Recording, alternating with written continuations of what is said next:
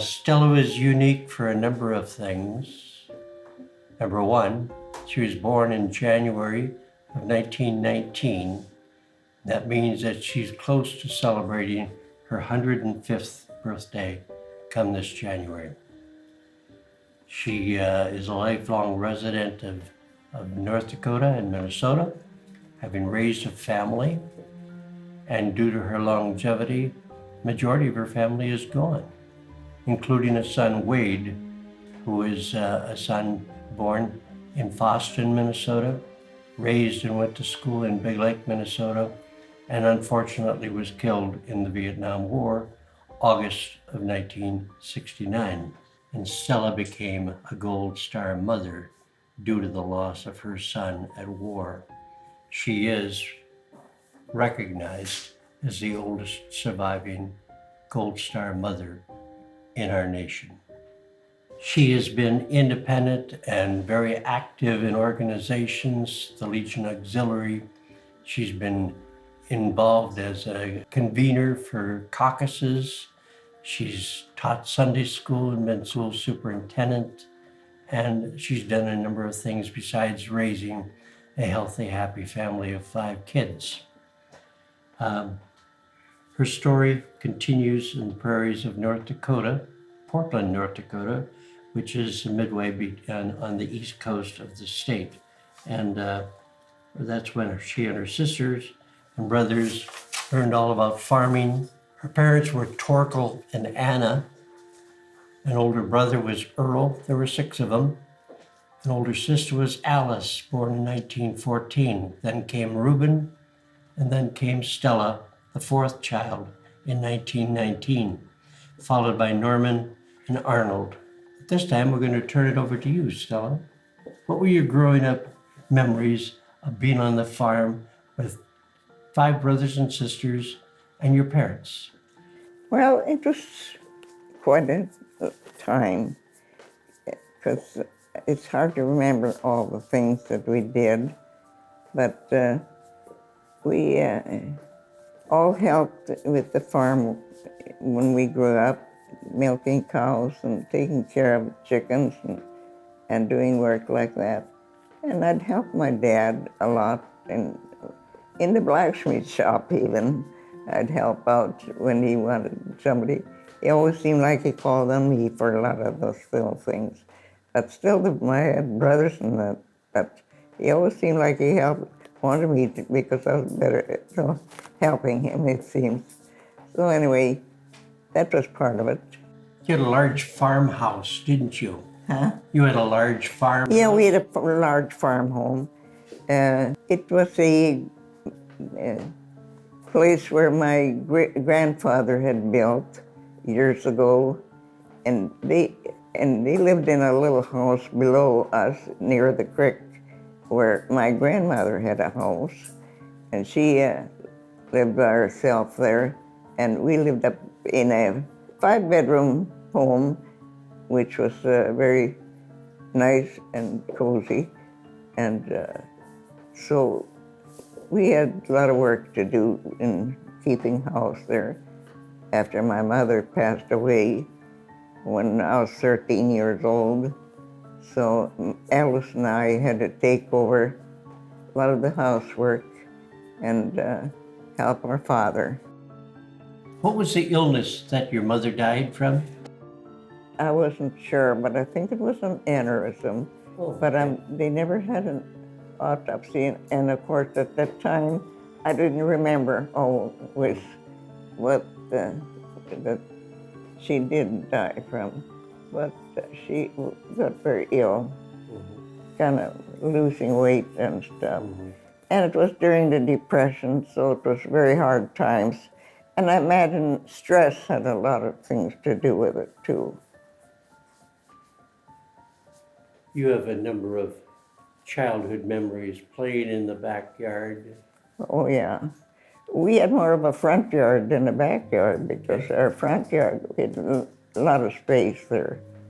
And a nice front yard because we had a driveway that came in. We had a nice driveway with trees on both sides of our driveway, and then the curves and the and their house was. So it was very, our grandfather must have been a very intelligent guy to plan all the things there, because he planned a garden and an orchard. We had trees with apples and some plums, and he had a lot of plan in for us in later years that we really appreciated.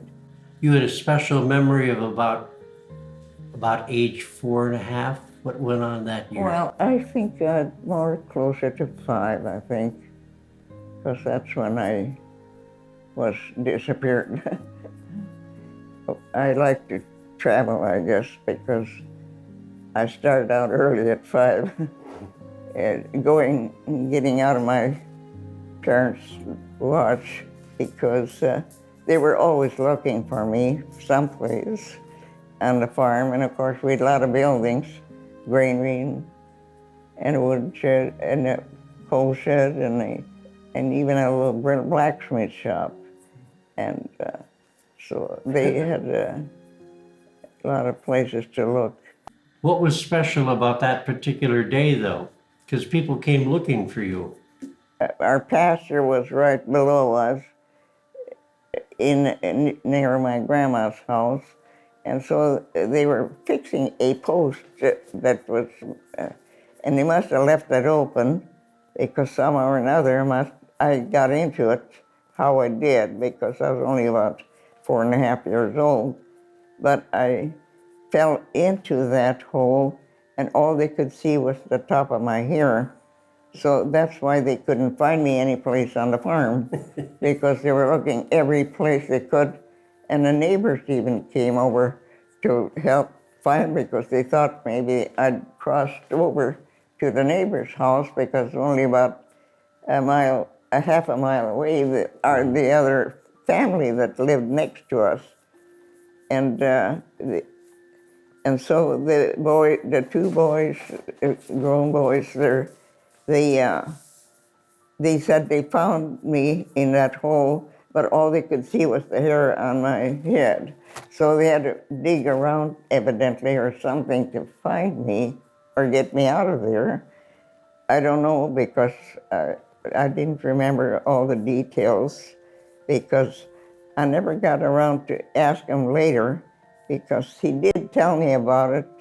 I'd forgotten all about it all these years, until I was at my sister's funeral when he told me, "Oh, you're the little girl that we found in the ghost home."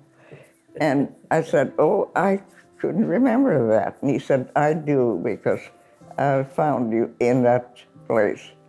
And I hadn't met him either for many years either, so it was kind of unusual that he remembered it so well. Did your venture make the local newspaper? Huh? Did they write about you in the local newspaper? I doubt it. It was back there, back in the 1920s, so I don't know what they did with it. But it's a good memory. Yeah. When you grew up, you were married, and you and your husband moved to Mayville, North Dakota. Yeah, we started out in Mayville. And then you started your family and later moved to Fosston, Minnesota, and Deer River. Fosston, of course, is where Wayde was born. Deer River, Henning, Minnesota, and then Big Lake, where most of your children went to school, to include Wayde graduating in 1967. Yeah. Well, the younger two started in Henning. Yeah. But the others, the oldest one started in Fosston their first years, because she was 4 years older than Steve. So, but Steve, I think they went to different schools, of course. Yeah. Because they started Deer River, but we were just there a short time, about 10 months or so Yeah. before we moved. He got a job at Henning, Yeah. so we moved to Henning. And that's where Rosemary and Wayde started school there. Okay.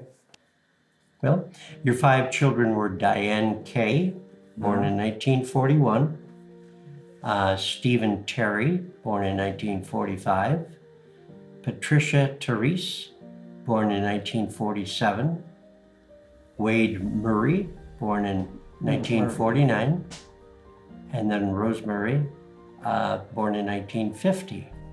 Well, I got about 13 or 14 great-grandchildren. The great ones, yeah. And 3 or 4 great-great-grandchildren. I think, I think I just had one this summer in New York City. Bridget had a little girl. They're all girls, every single one of them, except my great-grandson. I had one. That's, I don't know which one is great and one isn't great anymore. I have a hard time keeping track of them, but I do. Your family has had a significant history being part of the military here in this country. My grandfather, his brother that got killed in in the Civil War, that I would have liked to have known more about than I did, because that was an interesting time for the family, because Lars Brua, my grandfather's brother that died, left a wife and 3 children. And that one child was a girl, Georgina. She moved up to Sharon, North Dakota, which isn't very far from my hometown. So my dad went up to see her because she was his cousin, and I got to meet this daughter of a Civil War veteran, Georgina, and she was married and lived up there. And I washed dishes for her even. So it was kind of, I never thought of it later on. I said, hey, I washed dishes for a Civil War daughter. And I'd like to read a portion of these notes, because there are a lot of family members and a lot of wars and a lot of dates to remember. You were a multi-generation history with the military. Your grandfather, Torkel Brun, came over from Oslo when Lincoln was the president. His son Lars was killed in action in the Civil War. An uncle, Oscar Holman, served in the Canadian Army in World War I in 1918, and I believe that was in Britain. A brother, Norman, and a sister, Alice, served in World War II in the 1940s, and then your son, Wayde Husso, Vietnam, killed in action in 1969. Can we talk about his decision to go into the military with you? He was graduated from high school. He had gone to school at St. Cloud State for a year, and then he decided he was going to enlist in the Army. Well, Steve was in first, but he got diabetes when he was in Lackland Air Force Base. Steve was, so he wasn't in there very long. But then he came back. But he went to college in St. Cloud, and he started the sophomore year when he enlisted. He went to Fort Sill after he was trained there. He came home on leave, and then after that, he went to Vietnam. So he was surprised because he never told us he had enlisted, Oh, is that right? So that was a very shock to me, because I felt something wasn't right when he did that. He had already, so we made the best of it because I didn't like to disappoint him because he made a decision.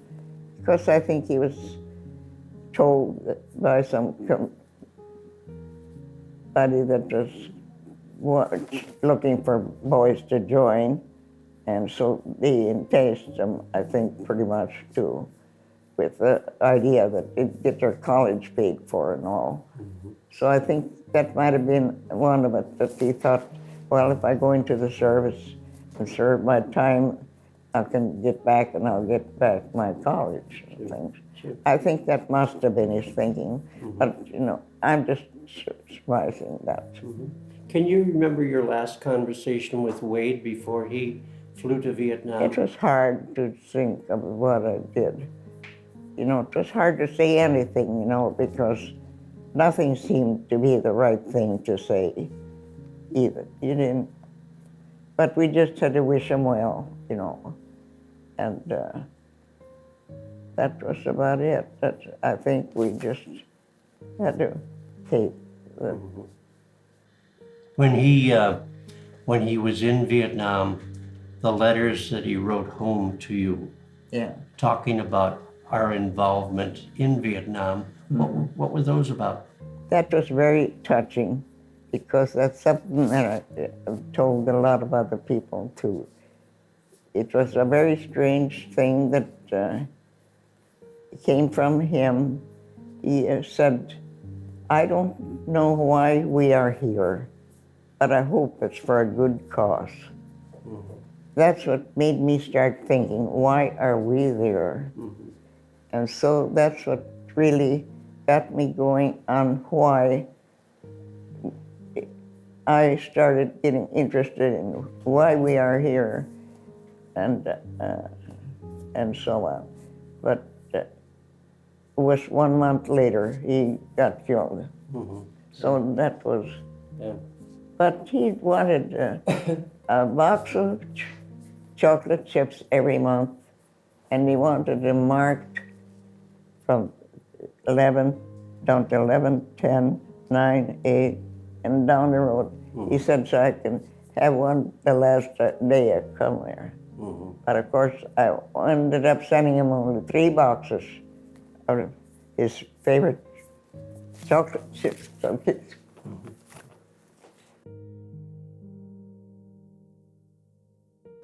He was assigned in Vietnam to the 19th Artillery, 1st Cavalry Division at Tay Ninh. And you'd mentioned that he'd been on 25 various missions with his artillery unit. And early one evening, it was probably 8:45, all of his fellow soldiers were in a bunker, but Wayde stepped outside, and an artillery round from the enemies came in, and it landed close by with a piece of it killing him. And so his career and his life were ended at that point.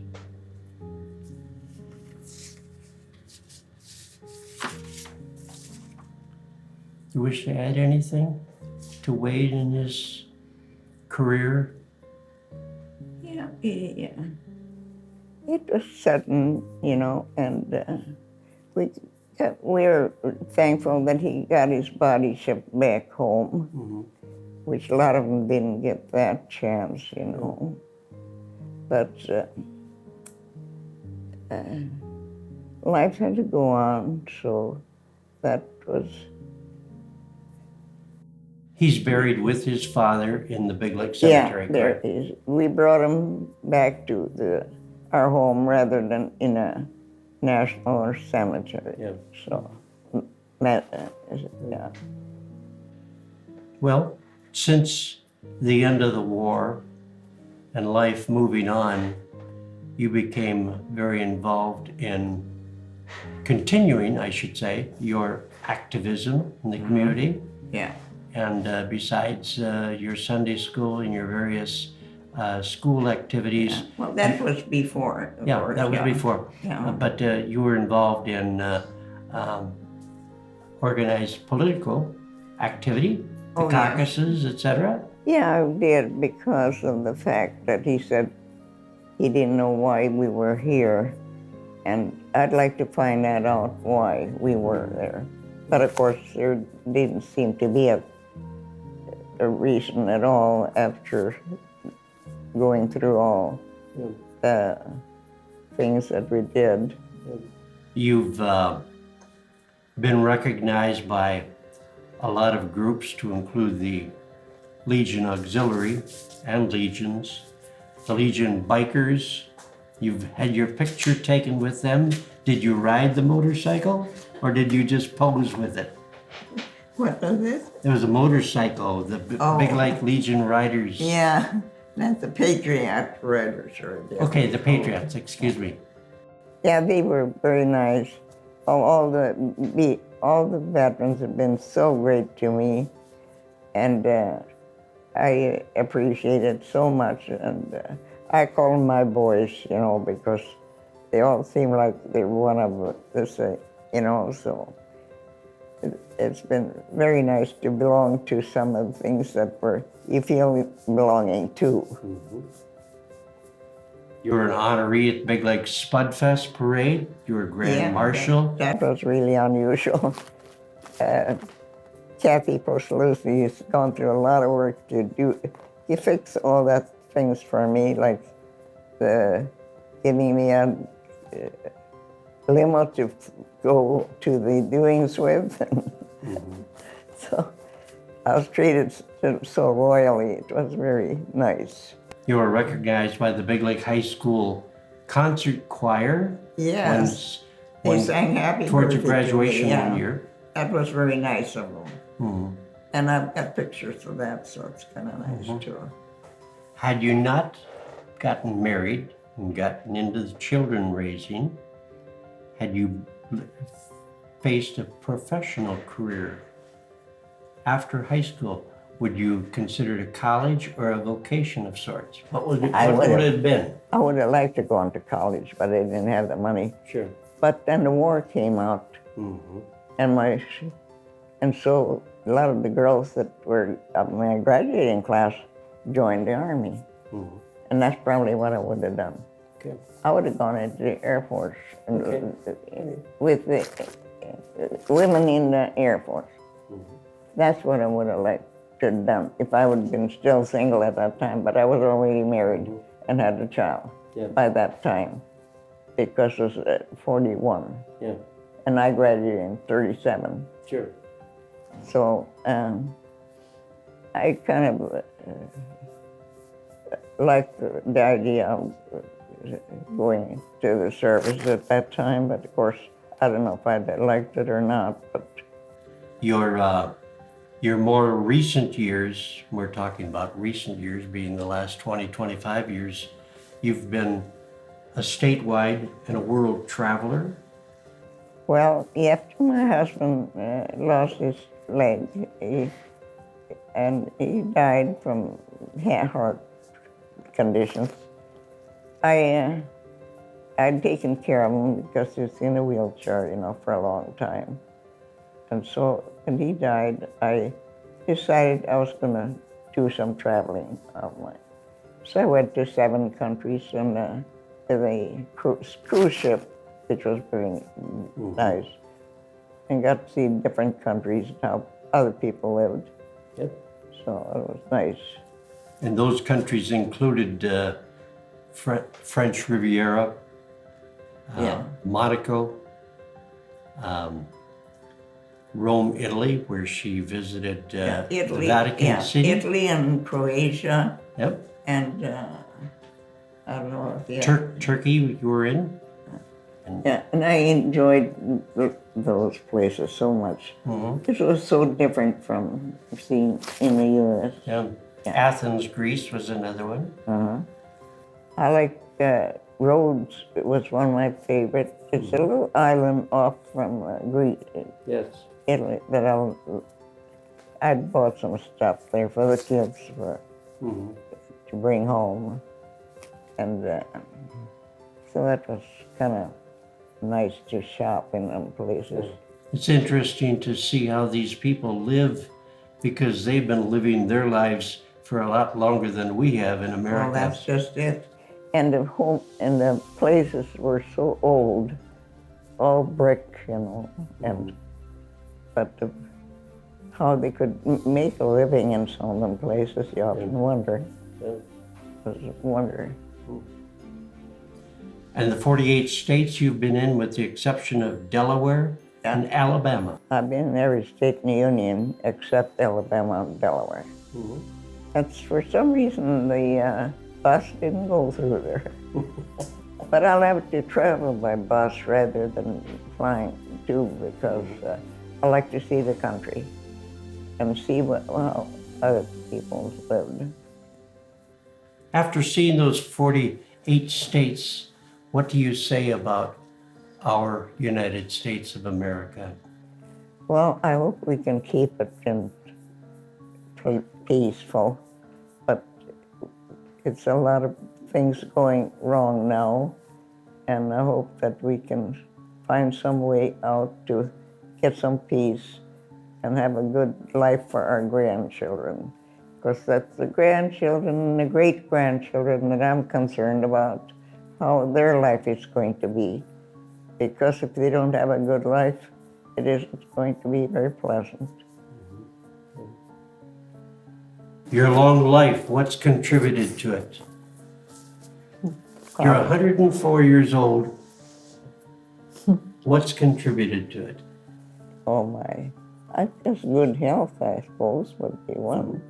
I haven't had an operation for anything, which is unusual, I suppose. That's remarkable. I can see that, but I've been so busy doing everything I can. I've never had time to get sick. But I've just been optimistic, I think, for one thing. I believe in the goodness in something. So I think that helps too. I don't feel depressed. I like fruit juice too. And I always have that too.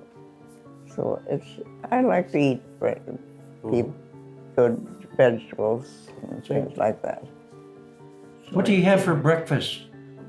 Well, I had a short one today because I just had cereal, but when Yvonne comes, she makes me some scallops, eggs and toast and things. And at night, especially in the summer months when it's nice out and you can grill, you love barbecued ribs, don't you? Yeah, I do. And you make them very well, too. I found that out. And now you just got... And you're invited back, okay? Yeah, I will be back. Thank you, Gary. My pleasure. This is a wonderful date. Well, thank you.